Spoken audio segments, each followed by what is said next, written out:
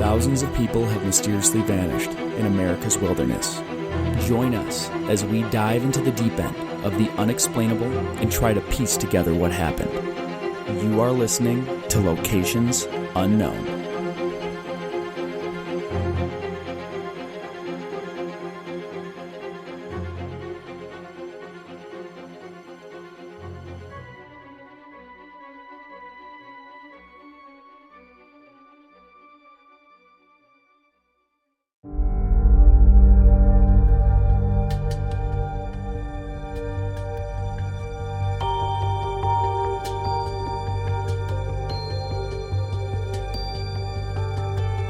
What's up, everybody, and welcome back to another episode of Locations Unknown. I'm your co-host, Joe Irado, and with me, as always, is a guy who would never hit Captain Jack Sparrow, Mike Vandebogard. Thank you. Nice quick save on the mic there. You Joe. need that. Yeah, I forgot we were recording, so I didn't have the microphone in front of me. Thank you to all of the loyal listeners for tuning in, and just a couple quick announcements here, just a few Patreon shout-outs. Matt Alaski and Shelby Snow, thank you so much for supporting the show. Joe and I have decided that we really want to go to CrimeCon next year, so every bit of help that we get from you guys will get us one step closer to going and mingling with... Yeah, we're going to literally walk, so each dollar is a step. Yeah. So, this is going to be an interesting little episode. We're giving you 4 different case updates on cases we've already covered. And we actually have clips of the theories we gave. One of the episodes was our second episode we did. We sound so young. And then we're going to actually go through the updates and what actually happened, and you guys be the judge of how accurate we were with our theories. And I obviously left out some of our, off the rails stuff. Yes. Like rock people and aliens. We can just focus on the real stuff. Yeah, so... So if you're watching the stream, you saw maybe we've been a little flustered in the beginning. I was in Chicago all week with the family and for work, and I'm going to tell this story because it's a funny story, and I'll try and keep it short. So Mike, I literally get back from Chicago. We drove, and we had scheduled this time to record, and Mike was showing up about a half hour after I got home. More than enough time for me to kind of settle in, get the studio ready, so we can record. I walk into my garage to see how our pet ducks are doing, which we put out a lot of food and water while we were going to be gone for a day. And they're nowhere to be found. And my garage is covered in duck poop. The fridge door is open. The milk jugs are like smashed open. And there's a crack in my door. I find out my ducks got into the house. and we're they had enough food and water in the garage. They were just looking. I think they might have got in and got lost in the house and couldn't find their way back because they were just pooping all over my house trying to find food and water. It was pretty funny. It was really ridiculous. The ducks are okay. Yeah, they're perfectly fine. They saw me and they ran over, and then I brought them back in the garage and they were eating and drinking again. But it's been complete chaos here. So I have my kids right now cleaning up duck poop all over the house. It was their fault. Yeah, it was their fault. So it's been a little bit wild. So we'll leave it at that. Yeah. And did you do our patron shout outs? I did. You did? See, I'm completely off base right here. He's out of it. All right, everybody. Let's gear up and get out to explore Locations Unknown.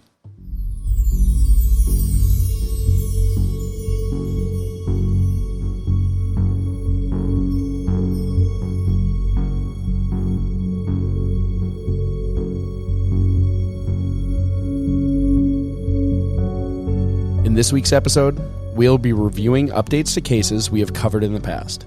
So join us this week, and we will see how our theories held up as the details of these cases unfold.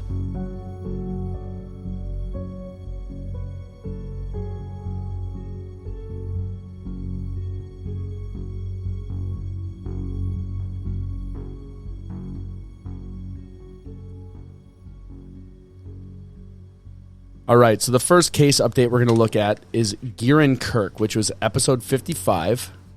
And the location of this case for Gerren was Mount Hood National Forest. It's roughly the size of Glacier National Park. It's located in Oregon.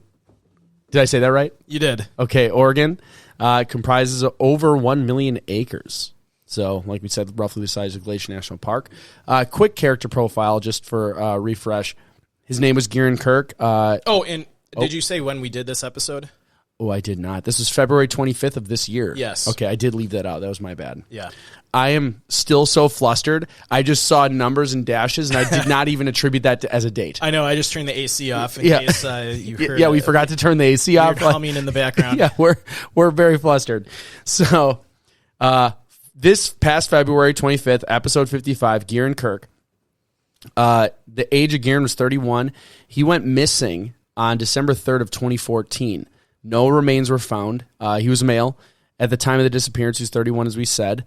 He was 6'1", 180 pounds. He had blonde hair and blue eyes. And Kirk was married, so here's a couple things about his personality. He was married for several years, but he and his wife were divorced. They shared joint custody of a 5-year-old daughter. According to friends and family, he was well-liked and showed no signs of any type of mental illness or distress. His occupation and hobbies, he grew up in Milwaukee, Oregon. And I remember this episode because it's not spelt like the Milwaukee we live in. No, it's got an I instead of an E. But if I do recall, we looked it up, and it was named after our Milwaukee, kind of. I don't remember. I think that I think we read that, and I speculated as if it was real or not. We weren't entirely sure. We don't know. Yeah, so he lived in Arizona for a number of years, where he worked as an admissions officer at the University of Phoenix. He moved back to Oregon to study business at the Portland Community College. His experience in the wilderness, he was an experienced outdoorsman. He often took solo trips into the woods, so he was no stranger to hiking by himself in the woods. Family and friends mentioned that it was very unusual for him to head out on a trip and not tell anyone his plan, however. So his experience in the location where he went missing, he grew up in that area and went on several camping trips a year. Friends and family statements about the individual, again, they just really focused on how he knew the area, he was well experienced.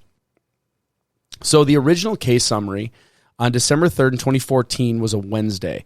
It was the last time he was seen by his family was the day before on December 2nd. Gerren left home to hike in the Mount Hood National Forest with plans to return on December 6th, which was Saturday. So that's Wednesday, Thursday, Friday, Saturday, 3 days. Yeah. Law enforcement believes that Gerren arrived at Frog Lake Snow Park sometime between noon and 1 p.m. Family members said the 31-year-old Gerren Kirk didn't leave word about exactly where he planned to camp when he left on the 3rd. On December 7th, which was Sunday, Kirk's sister files a missing persons report. December 8th, the official search and rescue for Kirk didn't start until Monday because they didn't have a start point to commence the search. So because no one knew where he was, they didn't know where to start. So it was a late start, which is never good. Yeah. December 16th was the Tuesday. The next week, after more than a week of combing through the southern flank of Mount Hood, Wasco County Sheriff Sergeant Scott Williams said that the search for a missing Milwaukee man has been completely called off. So I'll play the clip. So yeah, this is right the fun now. part. We're going to play the clips from our original theories, and then we'll tell you what happened. All right. So just give us a second here. Oh, it's not letting me play right from there. My bad. This will take literally... There we go.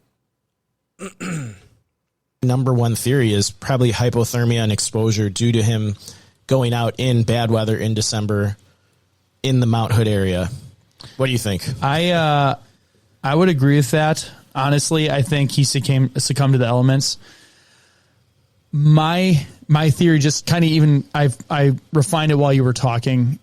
I feel like it's one of those things where maybe he set up camp, went to go. I just think about what I do when I go out hiking. I set up camp, get that squared away, and then I'm going to go get all the things I need to survive in that space. So I might have to trek out to get some water or fill up some pots or things like that. My guess is he probably had all the right gear, probably knew what he was doing. My guess is he went along that trail. So when I look at the trail, I'll pop it back up on the screen. If you're going to go at a terrible time of year, I'm just trying to think of me. I'm going to do a hike or an area that is a little bit easier to do. It's cold. I'm not in it to hike and look at everything that's going on. When I'm going down a trail in winter, it's like I want to get to where I'm going. It's so beautiful. But like in summer, I want to go long distances. I want to see lots of things, maybe get away from people. I feel like here you could park your car, hike along the trail, and what you're seeing here are more service roads. The trails are these smaller lines. Yeah. Those are like the hiking trails. there's a campground that's like right here. And the one thing I noticed is like, look at this. Look at that view of Mount Hood. Yeah. So if I go down an angle, like I would love to set up camp in the middle of winter, see that, just beautiful. Like that'd be awesome. I'm not going to hike tons of miles. So what if he sets up camp? There's no one out there because it's a terrible time of year to camp. Yeah. He goes to either get water or something and just can't find his way back. Yeah, but now my question is, you'd think you'd find his tent. That hit me kind of after I said it. If you didn't say it, I was going to, they'd find his stuff. Unless, maybe he was carrying it all and he's like, I'm going to go find a spot. Yeah. And got turned I don't around. know. I don't know. Okay. Nope. That blew it up. And one thing we didn't know is what they found in his car. That didn't come up in any of the research, which would like have been if interesting. there was gear in there that he left Did he behind. leave his backpack in his car? It doesn't Yeah. sound like he did because I feel like they would have mentioned that. Yeah. So, Okay. yeah, that was our original theories on kind of what happened to Gerren. And now Joe's going to go through. So we don't actually have a ton of information yet on what happened to him because this update was from June 2nd of this month. So, Okay, so the update from June 2nd. This is month. from a family member posted this on Facebook. Okay. So the day we've all been waiting for, confirmation of Gerren's passing. About 4 years ago, lost hikers happened upon his wallet in a ravine about 1 mile from where we thought he went missing and what looked like human remains. They brought a driver's license to local police, and it was Gerren's. Fast forward, my DNA was collected to be processed with these bones, and today I received the call from the sheriff's office that it was a match. This closure brings a myriad of emotions, but most of all, peace, knowing all the signs we felt were him all along. So this out of the 4 cases, this is the one with the least amount of current new information, just because it's so recent.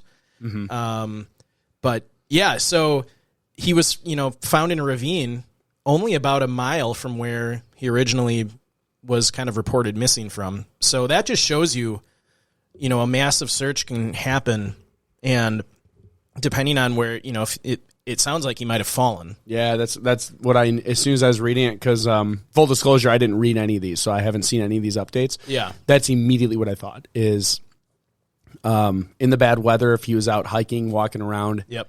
had a mistake, and maybe he was injured for a bit, but if there's no one there that knows where you are or what you're doing, and if he was incapacitated and couldn't get out, unfortunately, Yeah. he probably passed. It's good to always hear that the family is They get kind of at closure. peace. Yeah, they got the closure they need. So that's good. One interesting thing is just you can see how some of these things move very slowly. So he went missing in 2014. His wallet was found they said, what did they say, 4 years ago? Yeah, So- about 4 years ago, lost hikers happened upon his wallet in a ravine. So it was hikers that were also lost. Yeah. And it took 4 years basically to, and I want to make sure. Do the DNA. Yeah. While you're talking, I want to just make sure the post was from June of this year, not like June. Okay. I want to touch on that real quick because I just thought of it. Lost hikers happened upon the wallet in a ravine. Yeah. That means they went to the same area he went.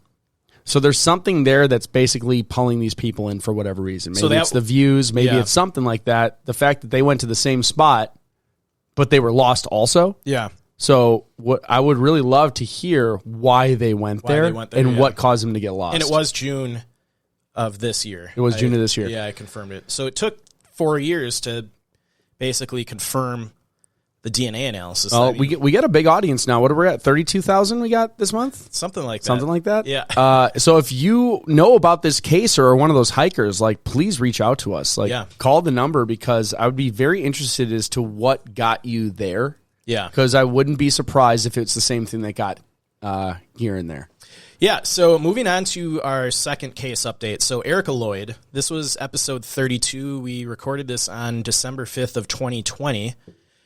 Just to kind of briefly recap what happened, the location was Joshua Tree National Park. It was in a region, in the area of Riverside and San Bernardino County, California. It's the southern portion of California. The subject's name was Erika Lloyd. She was a female, age 37. She was 5'4", 125 pounds, dark brown hair, blue eyes. She was last seen in possibly clothing for camping, but no one really knows. Personality. So we went into this pretty in depth. She, by June of 2020, the pandemic lockdowns had taken its toll on Erika. The accumulated stress of 2020, unemployment, homeschooling her son, protests, and violence in the streets took its toll, according to Rebecca Malone, who stopped over to see Erika on June 10th of 2020. She goes on to say that something seemed off, so it was like, this is a wellness check, recalls Malone. We sat with a glass of wine, commiserating, like, wow, these are crazy times. When Malone phoned her 4 days later, Lloyd said she needed a mental health break, and she said, I'm going to be fine. And that was the last time Malone had spoken to her. Medical issues, everybody said that she seemed healthy. We don't know. There could have been something going on with her that we don't know of. She was the former owner of her own hair salon, but it was shut down due to the coronavirus. And so she had one son named Chase. So quick summary of what happened to her. June 14th, 2020, while at home in Walnut Creek, Erika told her roommate she was planning to meet some people in Joshua Tree National Park. This would be the last time her roommates would see her, according to the San Bernardino County Sheriff's Department. June 15th, Erika's parents, Ruth and Wayne, last heard from her when she texted her son saying, "Mummy's sorry for scaring you. I'll be back soon." June 16th now, 2020, which is a Tuesday, California Highway Patrol finds Erika's car abandoned near Highway 62 near 29 Palms. The car's windshield was shattered, and according to Bailey's Auto Repair and Towing, a destroyed radio and deployed airbag was found inside. However, there was no sign of blood and no indication of foul play. I have an update on why that happened to her car. So it gets interesting. June 17th, 2020, which is a Wednesday, Erika was reported missing by her family after they had lost contact with her for 2 days. June 24th, 2020, a large search and rescue operation was already underway at this point, according to the Marengo Basin Sheriff's Station. Search teams were operating assets on the ground and in the air. So now July through September 2020, which this was an estimated date range, the Lloyd family enlists conservationist and cave researcher Doug Billings to continue the search after the formal search and rescue mission concluded. So that's a very high-level kind of case summary. And if you want to hear this case in much more detail, go back and listen to, episode 32. Now, Joe is going to play a clip of the theories we had on this one. All right. Roll tape. Roll tape. She was abducted. She's by herself, injured, around, people doing drugs and other crimes. Like, I don't think it's too far-fetched to say that she could have been abducted. Yeah. And, if I'm going to play devil's advocate on my own theory, yeah, I'm hinging a lot on the corroborated statement of a guy who claims to have seen her based on her tattoos. And it's my theory 100% hinges on that guy being accurate, that's actually her and not somebody else. So that is probably not a big enough of a controllable statement, like where you can be 100% positive to really go down that road fully. Mm-hmm. So I think in this one, what are the official theories? Do they have like officially stated theories from the authorities or the search teams? So, the authorities keep saying that they don't think foul play was involved in. Okay. Yeah. You did mention that. Either of those cases. They really didn't give a specific cause of death. They're probably just assuming, exposure, got lost, fell in the mine shaft, whatever. Like I said, the family and other people online seem to think that maybe there's more going on here than what people are saying, that potentially foul play was involved, or she injured her head bad enough in that car crash that she, had memory loss and maybe confusion that led her to, maybe that led her to wander off into the wilderness where she succumbed to,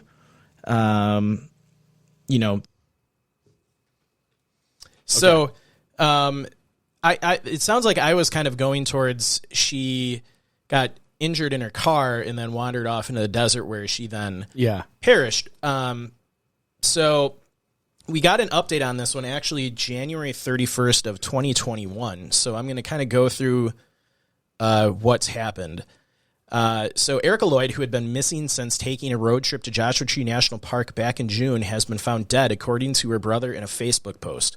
Colin Lloyd said that human remains were discovered by hikers on January 31st, 2021, near Danby and Amboy Roads in Wonder Valley, California, in San Bernardino County, and that they have been identified as his sister. This is about 8 miles along the roadways from where her car was found. And he goes on to say if she'd walked northwest across the desert instead of following the roads, the distance to where she was found is about 6 miles. So the San Bernardino County Sheriff's Department Special Investigative Unit has notified the family that they are no longer handling Erika's case at this time. After reviewing the extensive investigation done on Erika's disappearance, they have not found any indication of foul play. But we don't know. They never mention what her actual cause of death was. But thus, Erika's case will be turned back over to the Marengo, however you say that, Basin Station investigation for any remaining follow-up and information. Although her remains were located, deputies continued to investigate what happened to her vehicle. Morongo. There you go. All right, we got it. Officials said in December of 2020, detectives were able to determine Lloyd's vehicle was taken from the original location where she went missing. This threw off the search and rescue operations locating Lloyd. The detectives worked to obtain warrants and identify the subjects. Suspects. Oh, suspects. Sorry. On June 6th of 2021, nearly a year to the day when Lloyd's family last heard from her, detectives identified who stole her vehicle. On June 8th, 2 suspects were arrested at their residence in 29 Palms. One suspect, identified as a 34-year-old woman, faces charges in grand theft auto and possession of stolen property. Her bail was originally set at $1 million. However, the San Bernardino County Sheriff's Detective confirmed on Tuesday that she had been released. The second suspect was identified as a 28-year-old male who faces charges of vehicle theft and being a felon in possession of a firearm. He was also originally held on $75,000 before being released. So we hinged a lot of our theories around her car being damaged and that factoring in somehow to her disappearance. But as it turns out, she had already left her car and 2 people stole it and then crashed it. Okay. And they've been arrested and charged with the crime of stealing her car. We still don't understand. We still don't know what led to her death. The police have ruled it no foul play. So they obviously have more information than was released. Yeah, I it's like with that gone, it almost makes it more simple. If she already was kind of in a altered mental set of state. She wasn't in a good spot. If she was hiking through the desert, she probably just succumbed to the elements. I think that would be my updated theory is she either planned on this happening or because of the turmoil of COVID and losing her business. Sure, like I'm just going to walk off and go until I cannot go any farther. Or she went out and succumbed to the elements. She wasn't planning to do that, and then it took them only about half a year to find her remains, so pretty quick in some of these cases. Yeah. So, I mean, again, we're just happy that the family gets closure. So, I think it narrows it down to more of it's. I guess I like thinking of the silver linings in all these. She wasn't like abducted, or she didn't suffer in that regard, because she was already suffering mentally. Yep. Like it would add insult to injury if it's part of that suffering was she's abducted by 2 people and they're assaulting her or things like that. So, all right. So this week's sponsor of the episode is Magic Mind. As many of you know, I recently was blessed with my first child. Along with the joy of having a baby came the many nights of sleep deprivation. Anyone who's had kids will know what I'm talking about. Your life now revolves around the baby. All of my other obligations in life didn't change, and now I'm trying to get through the day on half the sleep. I've tried all the different energy drinks and supplements, but nothing seems to help. That's where our friends at Magic Mind came to the rescue. With all the other flashy energy drinks and even coffee, sometimes give me the jitters and mess with my sleep cycle, which is on life support these days. One serving of Magic Mind in the morning gives me that boost I've been looking for without any of the downsides from drinking a gallon of coffee every day. How does Magic Mind do this? Well, Magic Mind is the world's first productivity shot that boosts energy, memory, and mood, increases focus, and helps to lower stress and inflammation. And if that isn't enough, one serving of Magic Mind is loaded with vitamin C to help support immune health. Magic Mind is made from the highest quality ingredients, including the incredibly beneficial nootropics lion's mane and cordyceps mushrooms.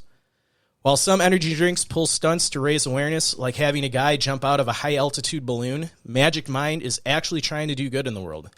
Magic Mind is committed to a carbon-neutral production process through contributions to reforestation programs in Northern California and the Amazon rainforest. Magic Mind also contributes 5 cents of every bottle sold to mental health charities that services and assists impoverished and homeless communities within the U.S. Can any of the other hourly energy drinks say that? If you're ready to try a product that has helped me through some stressful and sleepless nights, Magic Mind is offering an exclusive deal to Locations Unknown listeners.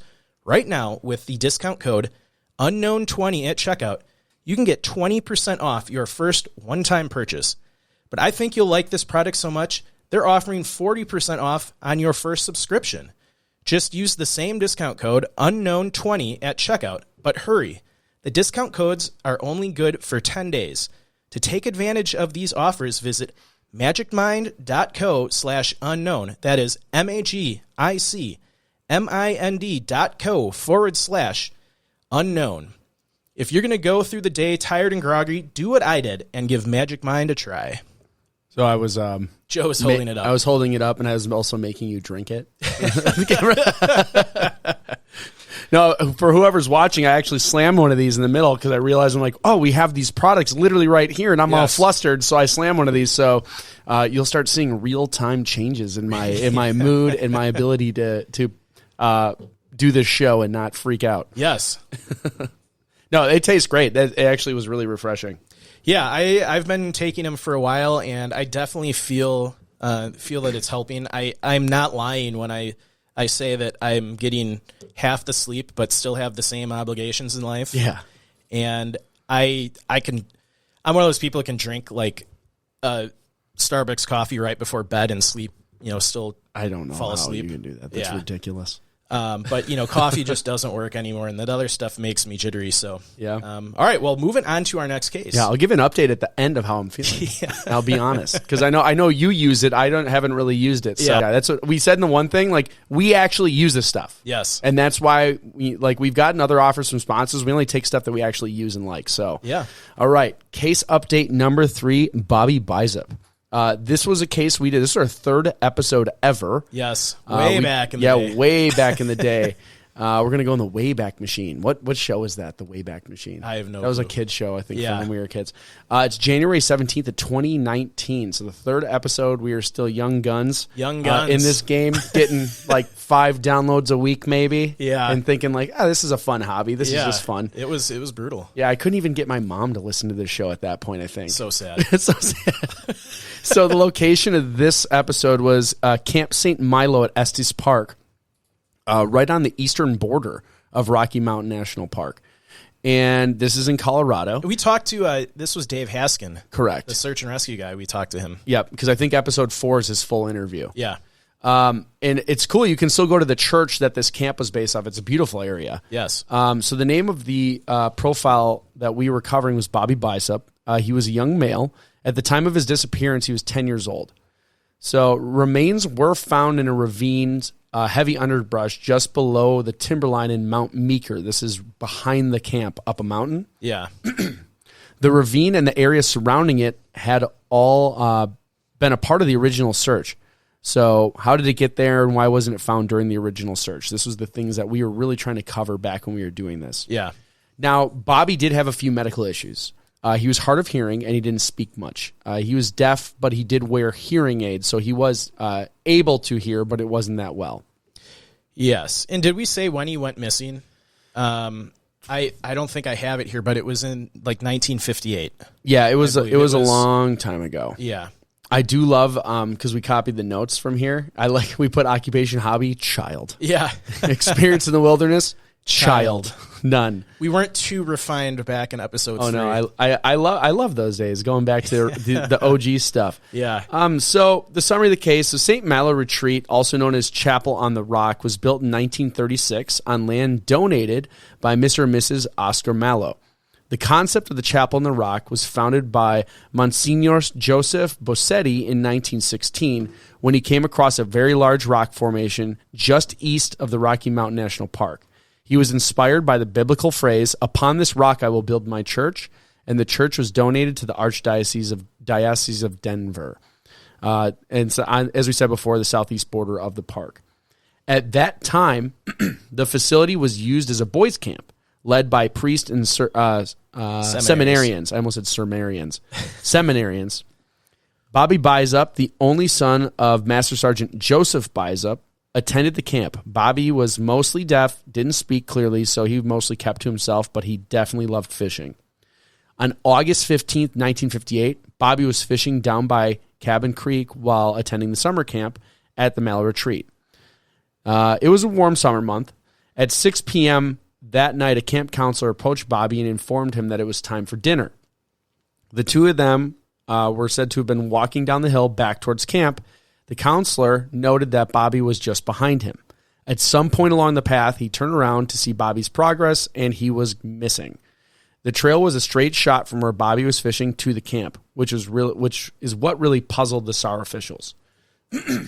Within 4 days, starting on the 19th, the search for Bobby went on for the next 9 days with an estimated 400 volunteers from the National Park Service, local sheriff's department, and SAR people, searching over 16 square miles. The search also included the airmen from Denver's Lowry Air Force Base. Bloodhounds also searched the woods, and skin divers searched the heavier ponds. The search extended up Mount Meeker to about 11,000 feet and 4 miles in each direction. There was no sign of him, only his bait box about a mile from the creek where he was last seen by his counselor. The Civil Air Patrol dropped over 5,000 leaflets over a 200 square mile radius. The leaflets said, "Mother and father love you. We need you. Mother is sick. She needs you at home. We love you." I think at the time when we did this episode, we talked about how they would never do that today just because of the pollution concerns of dropping thousands of leaflets over 200 square miles. I remember reading, I think it was because he was hard of hearing was one of the main reasons they did it, because they were worried they couldn't hear if they're calling out to him. But still, it's an odd. I remember us commenting on the message being a little odd. Yeah. Like coaxing him back because mom's sick. Yeah. On August 25th, the search officially ended.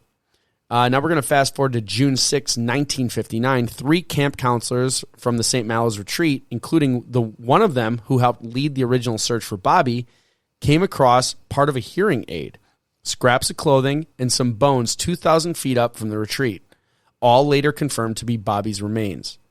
They were found in a ravine's heavy underbrush just below the timberline on Mount Meeker in a space along Cabin Creek.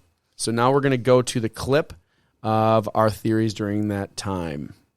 Roll tape. You know, I think ruling out all of the usual suspects for... I just have to pause. I'm so glad our sound quality is better than it was back then. It sounds like we're in tin cans. Yeah, it's pretty bad. Hey, that's the early podcast. All right, here we go. Yeah. What happens to a missing person, I think what doesn't jive for me is you only have one camp counselor that was with him. The search and rescue didn't really start until several days later, after he was missing. So if the counselor is the prime suspect and abducted this kid, he had the time to hide the body or hide the kid or whatever happened to the kid. Maybe down the road, the counselor himself put his remains high enough up on the mountain, assuming no one's going to find it. Yeah, and do you have... So I'm totally on the Mike train right now. Like, I'm not getting off. Like, I'm on board. We are. It's like the it's Elon Musk's Hyperloop. Yeah, you can't get off because I'm loving this theory right now. So I think there's 2 paths this theory takes. One, he abducted the kid, kept him alive. Yep. for a period of time. And that's how, and either let him out or the kid got out at some point in Estes Park where people saw him. Yes. And then at some point before camp came back in session, he either killed him before then and disposed of the body, or, well, at some point he would have had to kill him, or he died. Yeah. And he disposed of the body up the mountain somewhere where it wouldn't be easy to find. Yeah. But and in an area that was already... I would love to know if the same guy who went to go get him for dinner was also leading the hike where they discovered the body. Yeah, see, so he led him to the area where the remains were found. I don't know the details on that. It'd be hard to find a piece of clothing and a hearing aid. It did say one of the counselors who led the original search was the one who found the bones. Maybe the logic in the counselor that we allegedly say did this now. I guess we should say allegedly. Allegedly. Because there's probably people still alive, and if he's still there... Yeah, who knows? He could come after us. But we don't know his name. So we don't... we never found out any of the counselors' names. I want to spend some time and figure this out now. Yeah, right. But, maybe logically he's thinking, all right, I need to dispose of these remains. I'm going to pick somewhere higher up on the mountain that was already searched, assuming well, they already searched this. They're not going to come back and look again, so I'm safe dumping this stuff here. Yeah. It wasn't on a trail. It sounds like they were just free hiking up the mountain and found this stuff. Yeah, which makes it even less reasonable that they just stumbled across such a small object and thick. My only question is, what happened to Bobby from the moment the counselor reported him missing to when the search started? So what, if the counselor is... that's what's crazy. So what did he do with Bobby? The other track is he killed Bobby. Yeah. He's a mess up guy. He kills Bobby there. Yeah. And all the sightings in town are more like red herrings. Yeah. Where people know about the story and they maybe saw a kid with a hearing impairment. Yep. And it's just a 10-year-old. They're like, oh, that looked like Bobby. Yeah. Just because it's almost like I don't know exactly what they say, but they talk about witness statements and how terrible witness statements are in crimes and things, especially when you think something. Yeah. And I've seen shows where they'll test people like, all right, go in this room and remember as much as you can. Yeah. And they'll have a lot of stuff happen. And then they have them recreate it and they're just off. They're terrible. Every now and then you get somebody who's good, but no one's ever right. So that's why they talk about witness statements as being awful. So it's a matter of, did they hit the jackpot and happen to see a 10-year-old boy with a hearing impairment, which I don't think would be too common. And he never really was alive that long. He's been dead. The camp counselor killed him, hid the body. All right. Joe was pretty fired up with that. I was. You got me excited. We got on the mic train. I remember getting on the mic train. Yeah, and I'll let Joe get into what happened, but we got an update on this May of 2021. And basically Joe and I both thought that one of the counselors abducted him and killed him. Yeah, it seemed highly suspect. We don't have actual proof of that happening, but as Joe gets into the details that have been released, a lot of these counselors went on to be accused of abusing boys throughout the rest of their lives. So it would make sense that that's what happened, but I'll let Joe get into it. All right. So the update was May of 2021. More than 60 years after a deaf boy died after vanishing from a Catholic summer camp, federal investigators have obtained a stunning piece of physical evidence, a skull that is believed to be Bobby's. 9 News out of Colorado also recently revealed that 3 of the counselors at the camp went on to sexually abuse children as priests, and that other witnesses and documents raised other questions about the sequence of events when Bobby went missing. Park Service and FBI agents launched a wide-ranging investigation. DNA testing is underway to confirm that the skull is Bobby's. It was turned over to federal authorities earlier this year by a Denver area man, Dr. Tom Mikulski. He told 9 News that it had originally been in the possession of his father, Dr. Joseph Mikulski, a prominent member of the Catholic Church and a close friend of the priest who was running Camp St. Malo when the boy vanished. Joseph Mikulski died in 1980, and Tom Mikulski said he took possession of it a couple of years later. Tom Mikulski said that the only thing his father ever told him was that it may be the skull of a boy who disappeared from the camp. He said he could not remember his dad's exact words. Over the years, he said he tried several times to identify the boy and find news stories about the disappearance. Then, in late December, he saw the 9 News documentary, Mystery on Mount Meeker, and realized the skull was likely Bobby's. He contacted federal authorities and turned over the skull, which had been stored in a paper sack in his basement. The counselor, who admittedly was among the last to see Bobby, and the one who found the bone and clothing on Mount Meeker, was Neil Hewitt. At the time he was in the seminary, after being ordained in 1962, he molested at least 9 boys in 4 different Colorado parishes before leaving the priesthood in 1980 and getting married. Hewitt has repeatedly denied to 9 News that he had anything to do with Bobby's death. 2 other seminarians serving as counselors, Harold Robert White and Gerald Ripola, also went on to be clergy child sex abusers. White was the worst of the worst, with at least 70 known victims. In addition, 9 News found that the story of Bobby's disappearance didn't mesh with the eyewitness accounts. Both Hewitt and Richard Heister, the nephew and namesake of the camp director, saw Bobby just before he disappeared, and both described him as being upset before running off. At the same time, the National Park Service documents obtained by 9 wants... it's 9 News. 9 News to show that Hewitt discovered the bone and piece of clothing on July 3rd, 1959. However, Father Hester didn't report it to the Park Service until 3 days later on July 6th. No one knows who found the skull or when, but it is presumed to have been discovered sometime after the other remains were located and buried at Fort Logan. Larry Collins, a seasonal Park Service employee involved in the initial search for the remains, says Bobby's skull was never located. A Park Service report obtained by 9 News details many other bones that were found, but does not mention the skull. The camp director's nephew told 9 News that federal investigators told him they believed his uncle was in possession of the skull and gave it to his friend Dr. Joseph Mikulski. Father Hester, like many other there when Bobby vanished, is no longer alive, but his nephew is troubled that he apparently didn't notify the authorities or the boy's family. Mark Haas, the spokesman for the Archdiocese of Denver, said the organization is cooperating with investigators. This tragic situation occurred over 60 years ago, and no one currently working for the Archdiocese has any direct knowledge of it, other than newspaper clippings from 1958 and 1959, he said. We have provided a National Park Service agent with all the newspaper clips from our archives for their review and offered to help in their investigation in any way that we can. The question now is whether investigators can determine exactly what happened and whether Bobby was the victim of foul play. So I think it was probably child molestation. And they killed him. Yeah, I mean, we were kind of zoning in on that in the original episode. And I think if we would have had this additional information at that time, I think it's clear cut, especially the eyewitness statement that he seemed scared and running away. Yeah.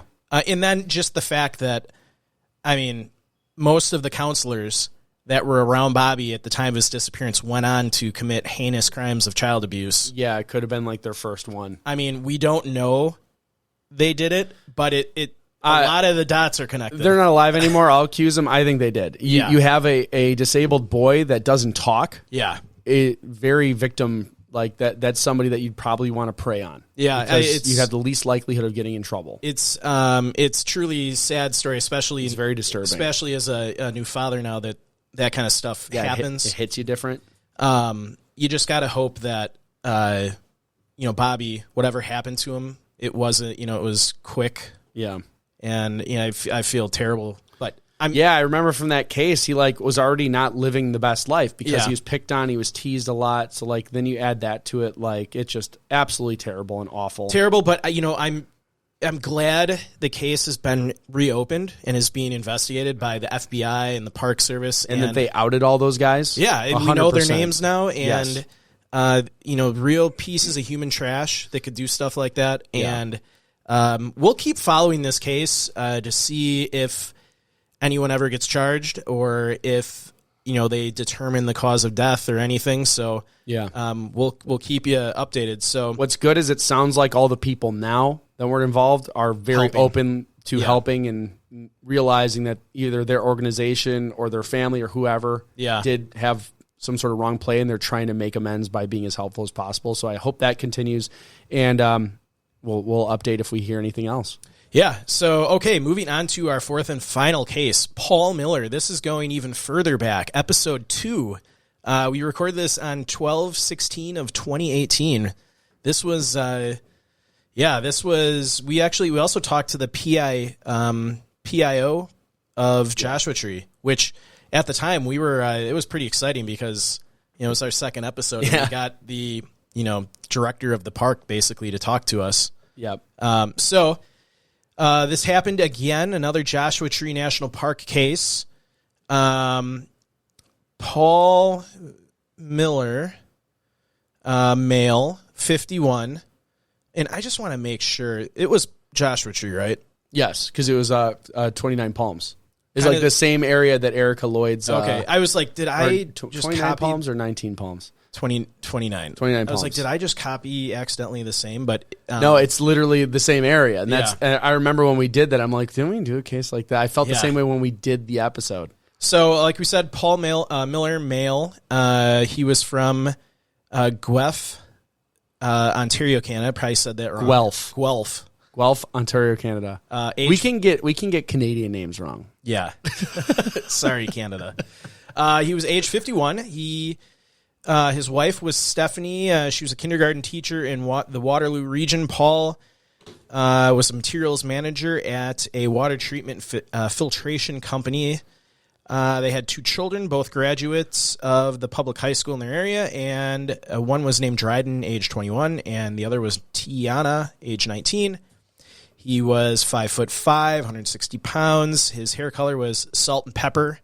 That sounds like a fun hair color to have, salt and pepper. Mine's turning into that. I have black hair and it's starting to gray out here because all my kids. Probably grayed a little more today with loose ducks in your house. It did gray a little bit more when there's duck poop all over my house. His eyes were brown. His clothing he was last seen in, he was wearing dark shorts, dark gray, almost black, high-tech altitude hiking boots, black hat, and he was carrying sunglasses, a Camelback, hydration pack, and a Nikon D5300 camera. So let's see here. His experience in the wilderness, he had hiked across Canada, North America, and Mexico. At the time, we would say he seemed like he had pretty good experience, in nature. He's done these kinds of hikes before. Well, and he did. I don't remember correctly if it was this trail, The day before. Yeah. Was it? Okay. Yeah. So him and his wife hiked this the day before. So we know he at least was in this area once before. So real quick case summary. July 13th of 2018, Paul and his wife were preparing to leave the hotel room when Paul wanted to do one more short hike to try and get a photo of a bighorn sheep. Around 9 a.m., Paul left the hotel room and drove his car to the 49 Palms Oasis trailhead. Not 29. Okay. Yeah, but close enough. Same area. Something with palms. 11 a.m., Stephanie said she started to become concerned when he did not return, but decided to wait another hour. 12 p.m., when Paul had still not returned, Stephanie contacted the Park Service to report Paul missing. 12:30 p.m., Park Service had put together a team and started the search. They quickly found Paul's rental car at the trailhead. Fast forwarding now to September 2018, park officials closed the trail for a few days while a helicopter crew flew over with new photo software. The camera takes high-res photos and automatically analyzes them for anomalies.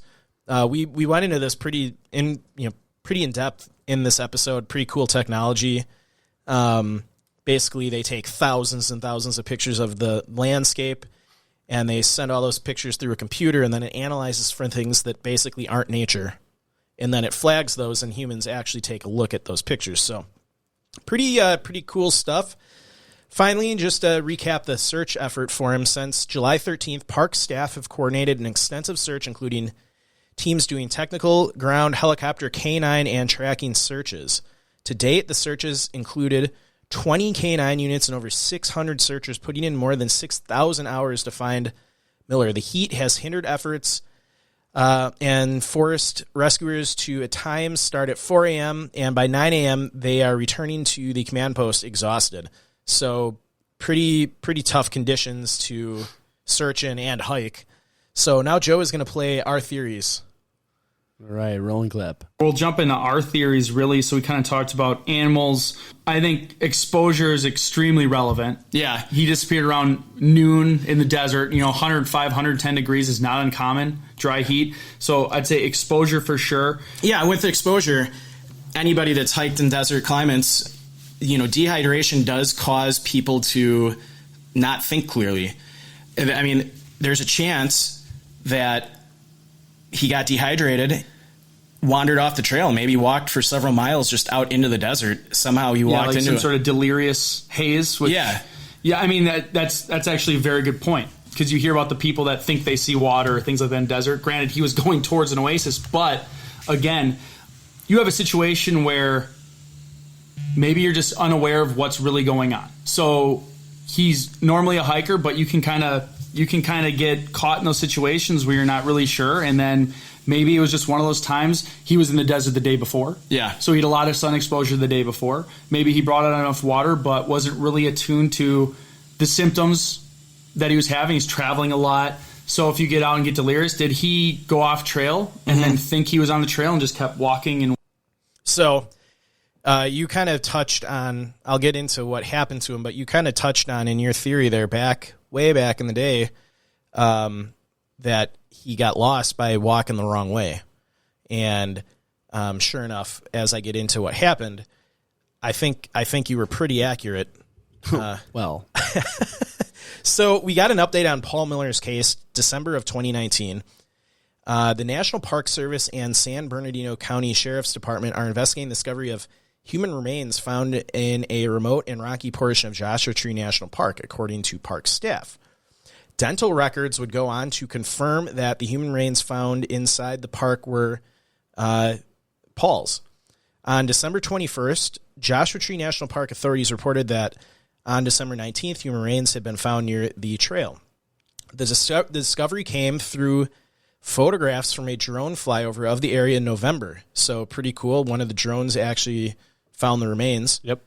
On December 20th, park law enforcement rangers hiked to the area where they found skeletal remains determined to be human and personal belongings. There was no personal identification found with the remains, which appeared to have been there for some time. Officials said, adding there was no indications of foul play. Speculation is that whatever happened that caused his death happened quickly, she said, possibly a heart attack or heat stroke. He was found in a shaded area and still had water and food, she said. It appeared he had made the hike to 49 Palms Oasis and was coming back out the wrong way. Early in the search for Miller, teams had gotten close enough to where his remains were found that he would have heard and responded when they called out his names, and his wife believes this kind of adds comfort knowing that he didn't suffer too long. So his remains were found very close to the search area. Mm-hmm. That just shows you they had, what did I say, 600 people out there searching for him. Yeah. 20 canine units. Mm-hmm. I remember when we got the information on this one. I think that's kind of what we came down to, is like they came very close to him and he had food and water. Yeah. So that's, I speculated it was heart attack at that point. I think, something like that, because and he was going the wrong way. So yes, if he would have gone back out the way he came and had the heart attack, they would have found his body. Yeah, they would have found it right away. But it sounds like they would have found his body. Like, it wasn't like he got lost and then died of exhaustion because he had stuff there to get through. So yeah, so it's just really interesting when this is the first time we've done an update episode, and two of them now, the remains were found incredibly close to where the search was operating. Mm-hmm. So that just shows you how incredibly difficult these searchers have in trying to find these people. And, all the times we say that, like, the first 24, 48 hours are the most vital, stay put, try to survive as long as you can, because a lot of times they're close. They're really close. I look at that shaded area thing as if he started getting chest pain, having heart attack symptoms, and like sometimes it's not like a painful, scary thing. It can just be something like you get tired and exhausted. Yeah. He probably went and sat down in a shaded area to relax, thinking, okay, I'm overexerting myself. I'll just sit down. Didn't realize he was having a heart attack. Yeah, and then just succumb to it. Yeah. But again, I like the sentiment from his family. They think it was probably quick and painless, which it stinks, but it is way better than suffering in the desert. Yeah, I mean, I was happy to find out that he didn't like fall down into a ravine and be injured and then bled out or whatever would happen, or an animal attack or anything like that. A heart attack out in the wilderness, probably there's no good way to go. Yeah, but, he was in the shade, probably thought he was just tired. It sucks for him and his family, but I'm glad they have closure And we got kind of close to the family. We talked to the sister a lot via email. Yeah. They really were appreciative that we actually did the episode. I know early days we were very nervous about because it was such a new case. I remember we were very nervous, like, hey, is this something we should do? Overwhelming support from the family because what we didn't even think of at the time, but I remember they said was, after the initial shock story goes out, people start forgetting about it. Oh, yeah, there's so many nothing's worse for the family than thinking that your loved one's been forgotten. Yeah. So they expressed gratitude that we are reigniting this fire and getting people interested in the case again and getting people interested and saying nice things about him and telling his story. So I remember we reached out. I think we reached out to the sister after the update was found, and they just said kind of what we expect people to say is they're glad they have the closure. Yeah. Family was coming down and they were going to do a service and everything. So, yeah. So, I think heart attack. Yeah. I think the fact they found him under, shade. Shade with food and water left. Food, yeah. I think that's the key point there is he had supplies. Yeah. So, this was an interesting episode. We a little rattled because of the loose ducks in Joe's house. So if this sounds a little weirder than our normal episodes, it's we don't normally do. It's the ducks' fault. Yeah, it's the ducks' fault. We don't do episodes like this normally. No, I liked it. I think it was good. I think it was a good one. Hopefully we have more cases where they find remains and can close them because it's good for the families to get closure. Yeah, and if you have comments, anything, you can either write us, call the number 208-391-6913. That is our phone number. Leave a message. And you can text it too. Someone sent a text the other day. Oh, I did not know that. That's awesome. Yeah. Oh, we're gonna have to. Do we have like a bunch of voicemails like on cue there? We got to. We have to do the Wisconsin accents one. So that will be coming up soon. Maybe this Thursday when we record, we'll do a Patreon and we'll do that one. Yeah, that would be fun. Okay, well, thanks again for tuning into our show. We appreciate you all for being loyal listeners to Locations Unknown and sharing it with your friends and family. Be sure to like and follow us on Facebook, Instagram, and Twitter. Also on YouTube, you can subscribe to our show to get the video content, as well as be a paid subscriber, which is very similar to our Patreon account. So those are two ways you can support us financially. Sign up for Patreon, where you'll have access to extra episodes, and also on the subscription for YouTube to have extra access to those same episodes. If you would like to support us monetarily in other ways, you can visit our Facebook store and buy some cool swag, or you can go to our website and also buy that same cool swag. And just remember, when enjoying the beauty of nature, whether walking, backpacking, or camping, always remember to leave no trace. Thanks, and we will see you all next time.